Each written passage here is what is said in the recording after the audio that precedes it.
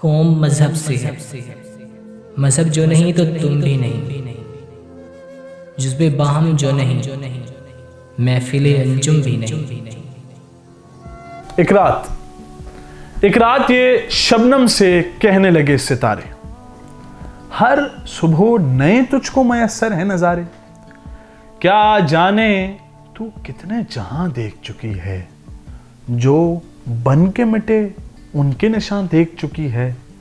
زہرا نے سنی ہے یہ خبر ایک ملک سے، انسانوں کی بستی ہے بہت دور فلک سے، کہ ہم سے بھی اس کشور دلکش کا فسانہ، گاتا ہے قمر جس کی محبت کا ترانہ۔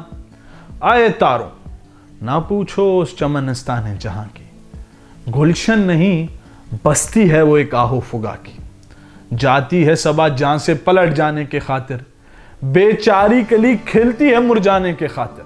کیا تم سے کہوں کیا چمن افروز کلی ہے، ننا سا ایک شعلہ ہے بے سوز کلی ہے، گل نالائے بلبل کی صدا سن نہیں سکتا، دامن سے میرے موتیوں کو چن نہیں سکتا، ہے مرغ نوارز گرفتار غضب ہے۔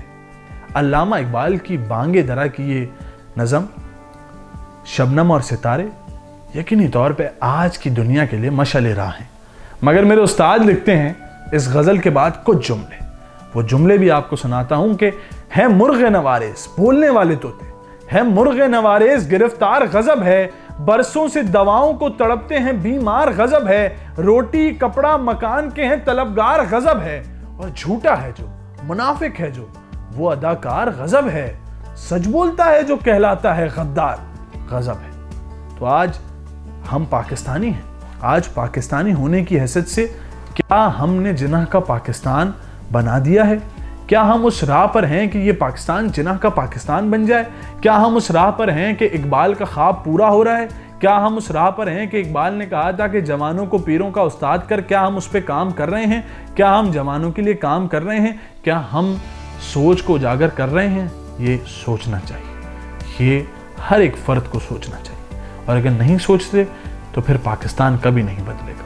آپ ہمیشہ شور مچاتے رہیں کہ پاکستان میں چینج نہیں آئے گا، جب تک آپ تبدیل نہیں ہوں گے کچھ بھی نہیں ہوگا۔ اقبال نے کہا تھا نا کہ خدا کرے کہ میری ارض پاک پر اترے وہ فصل گل جسے اندیشہ زوال نہ ہو۔ تو اقبال جب دعا کرتے ہیں اسی لیے انہوں نے اپنا کردار بھی ویسا بنایا تھا، اپنے افکار بھی ویسے بنائے تھے، اپنا لہجہ بھی ویسے بنایا تھا، اپنی آواز بھی ایسی بنائی تھی۔